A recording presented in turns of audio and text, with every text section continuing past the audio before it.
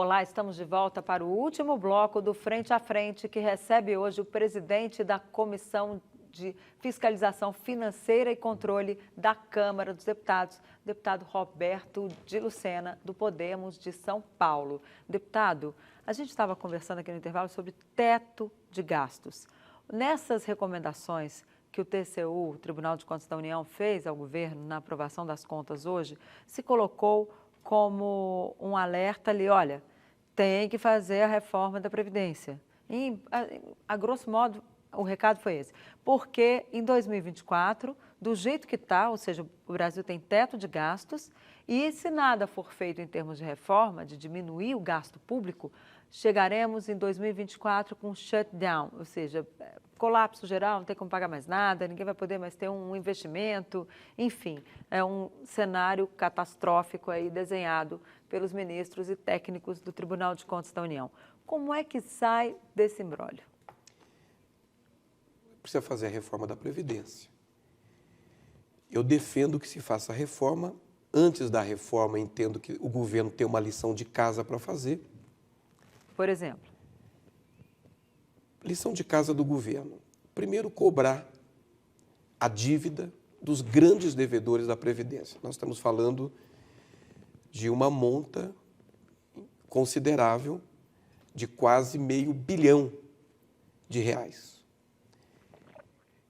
Segundo, o INSS tem uma carteira de imóveis que o governo, na sua maioria, são imóveis obsoletos.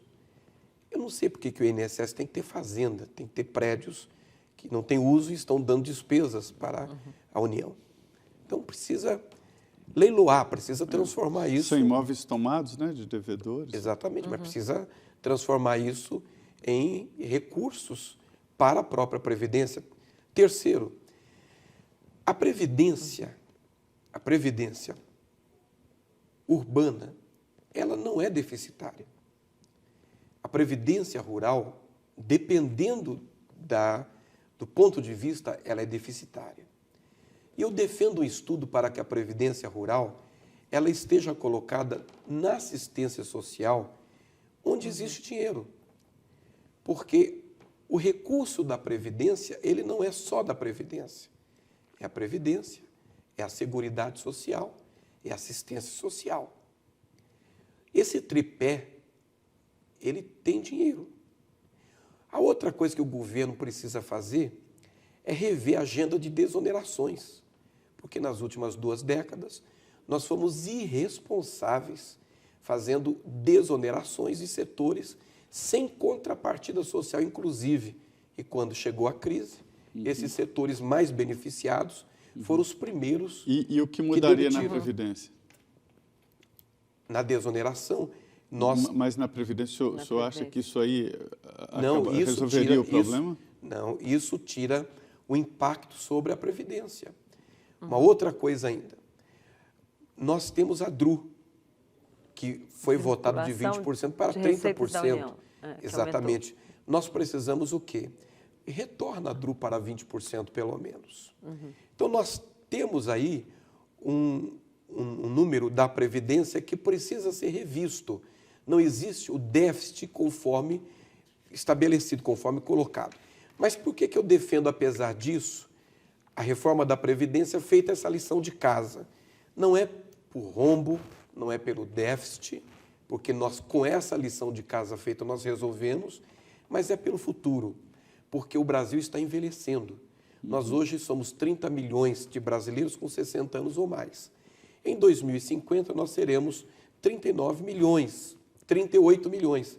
E em 2050, nós seremos 60 milhões de brasileiros com mais de 60 anos. Tem mais uma pergunta aqui da cidade de José Bonifácio, o nome é Fabiano. Ele tem uma ideia aqui, viu?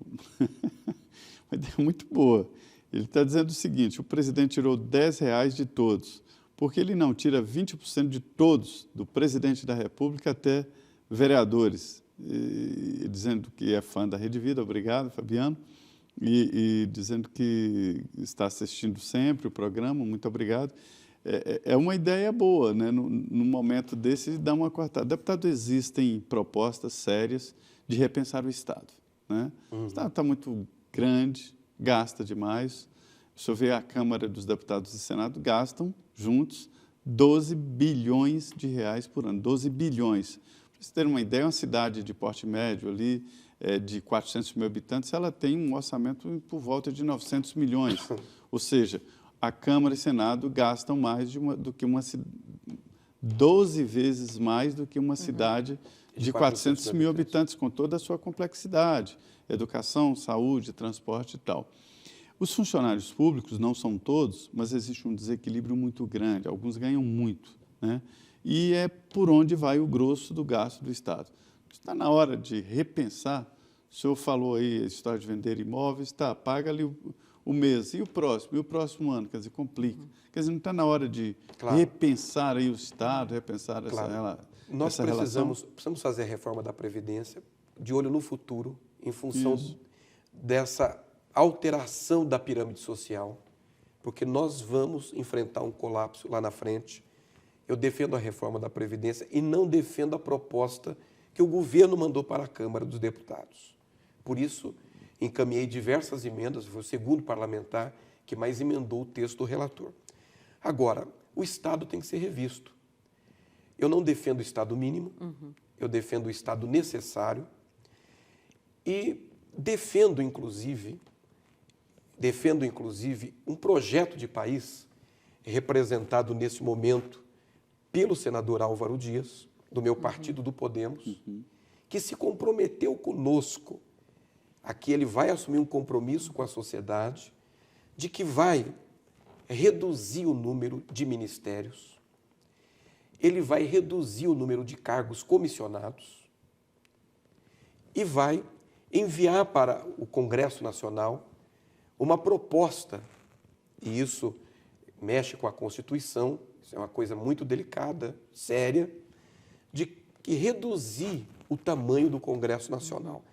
Eu defendo isso, eu defendo essa proposta. Um número menor de deputados e de senadores. Consequentemente, também o enxugamento de gastos. Se o Estado, Denise, não fizer isso, se nós não tivermos essa lucidez, essa consciência, evidentemente, por mais que nós façamos a reforma da Previdência, vai chegar o momento que nós vamos enfrentar um colapso total nas atividades do Estado. Agora, deputado, a gente percebe, o senhor estava falando do senador Álvaro Dias, que é pré-candidato a presidente da República. Está todo mundo conversando com todo mundo nesse centro da política, né?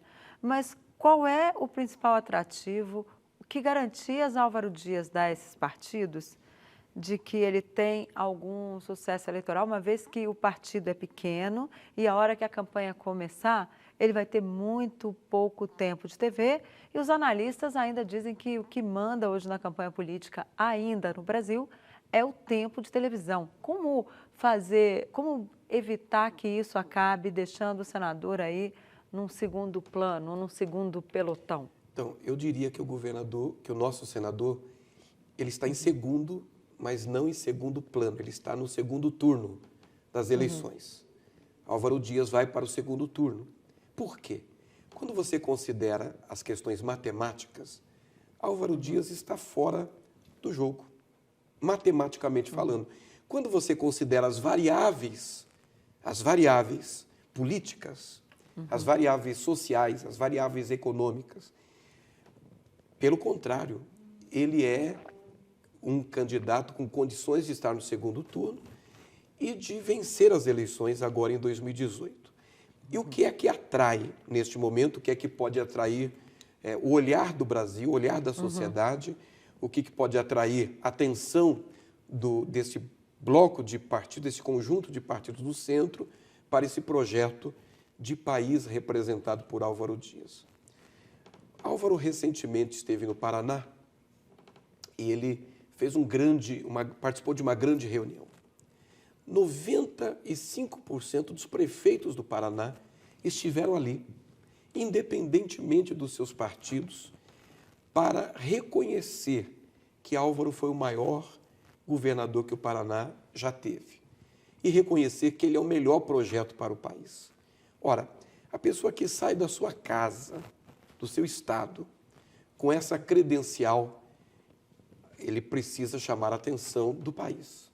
Segundo, Álvaro Dias governou o estado do Paraná com altíssimos índices de aprovação, deixou o estado do Paraná, veio para o Senado, onde ele estava no seu 4º mandato como senador, fez um documento há 16 anos atrás, renunciando à aposentadoria que ele teria direito como ex-governador do Paraná, o que é uma postura ética que vai de encontro exatamente com as expectativas e aos anseios desse eleitor de 2018. Mas a gente percebe que, por exemplo, diz aqui, até o Emilson comenta isso, ele diz, o senhor já parou para pensar que candidato de centro é hoje, para a população, sinônimo de establishment antipatizado por ela, pela população? Eu não penso assim. Eu entendo que quando o horário político começar, quando a campanha iniciar, o eleitor ele vai analisar o perfil, analisar o passado, analisar a biografia. E nós precisamos, como você mesma colocou, o Brasil, se fosse uma empresa, é uma empresa muito próxima da dissolvência. Nós estamos à beira de um colapso. Ora, o eleitor é inteligente, o povo é sábio. Ai daquele que despreza a sabedoria popular, a sabedoria da sociedade.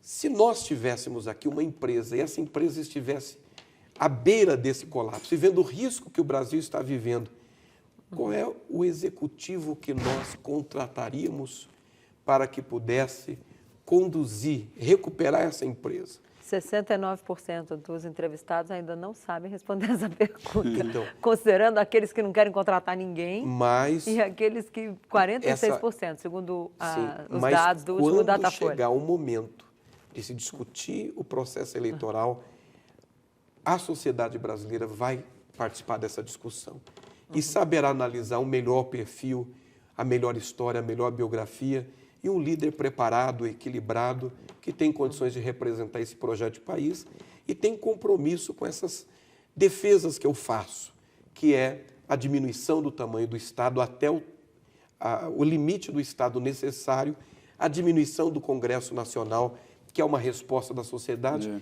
e que vai funcionar. O Brasil vai funcionar perfeitamente, o Congresso vai funcionar perfeitamente num tamanho menor, modelo reduzido. Perfeito.